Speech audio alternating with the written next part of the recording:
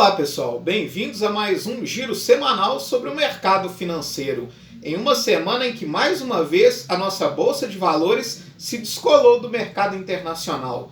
Enquanto as bolsas lá fora, principalmente nos Estados Unidos, fecharam em forte queda essa semana, o nosso Ibovespa fechou mais uma semana em alta. Lá nos Estados Unidos, essa semana, nós tivemos a divulgação do índice de inflação CPI, que é a inflação oficial utilizada pelo FED para balizar sua taxa de juros. Ela veio com uma alta de 0,6%, acima daquilo que era esperado pelo mercado.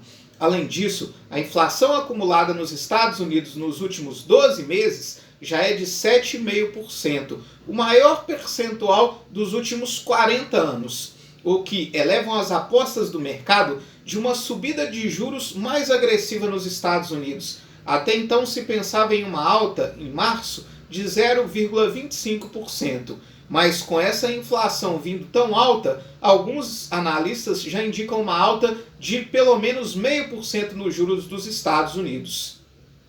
E isso representa, principalmente para os países emergentes, como o Brasil, uma saída do capital estrangeiro. Lembrando que, até agora, o que tem feito a Bolsa Brasileira subir e se descolar das bolsas internacionais é justamente o capital estrangeiro.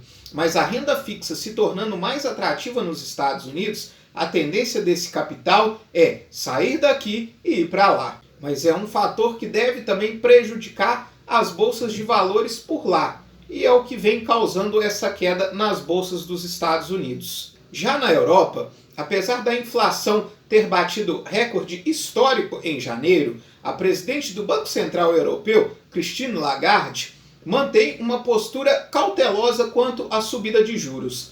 Ela afirmou essa semana que uma subida de juros muito rápida pode atrasar a retomada econômica. No cenário global, a tensão entre Rússia e Ucrânia continua no radar.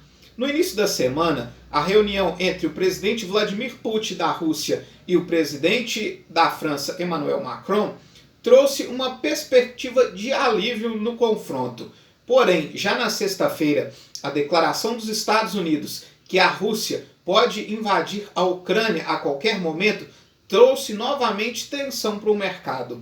Isso fez com que o petróleo disparasse, já está sendo cotado na casa dos $95 e que as bolsas mundo afora tivessem queda na sexta-feira. Já aqui no Brasil, o destaque foi a ata do Copom e que trouxe uma postura agressiva em relação à taxa de juros. Apesar de trazer o fato de que as próximas altas da taxa Selic vão ser de menor intensidade, o Banco Central do Brasil deixou claro que haverão novas altas de juros. E não vai ser só na reunião de março. Isso elevou a projeção da taxa Selic para algo em torno de 12,25% a 12,5% nesse ano de 2022.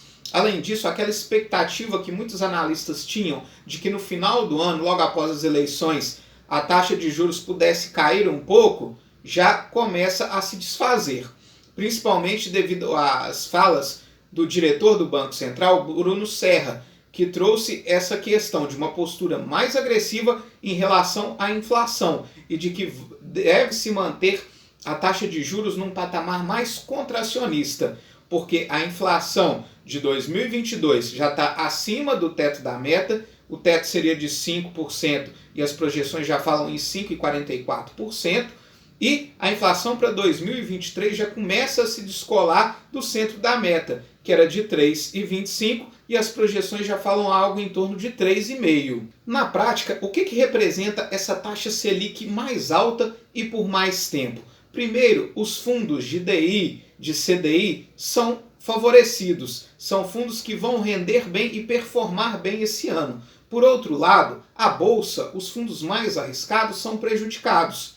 Também os títulos públicos que já estão no mercado vão ser prejudicados, porque você vai ter uma menor tendência de tomar risco, já que os fundos atrelados ao CDI vão render bem. Para quem trabalha no RPPS, a gente já está vendo aí muitos bancos lançarem os fundos de vértice. O que são isso?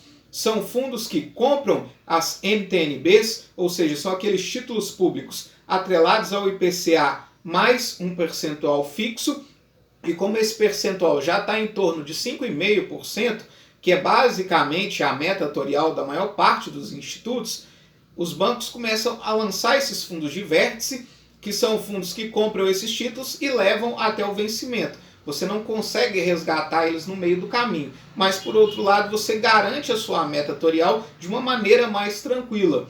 Então são fundos que a gente já começa a ver aí no mercado.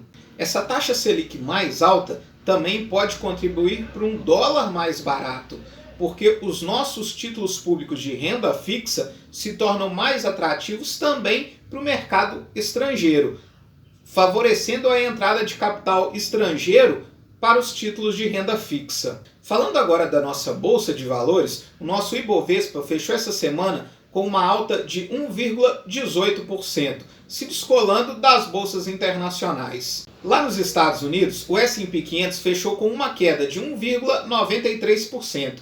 Enquanto isso, a Nasdaq, que é a bolsa da tecnologia e que são empresas que são mais prejudicadas, principalmente pela subida da taxa de juros, fechou em forte queda de 3,02%.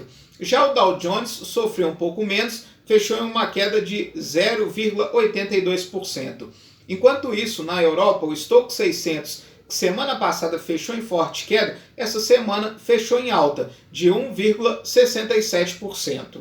A nossa bolsa tem sido favorecida principalmente pela subida das commodities. O petróleo fechou essa semana em alta de 1,25%, com o barril Brent, que é referência para a Petrobras, cotado aos $94,44.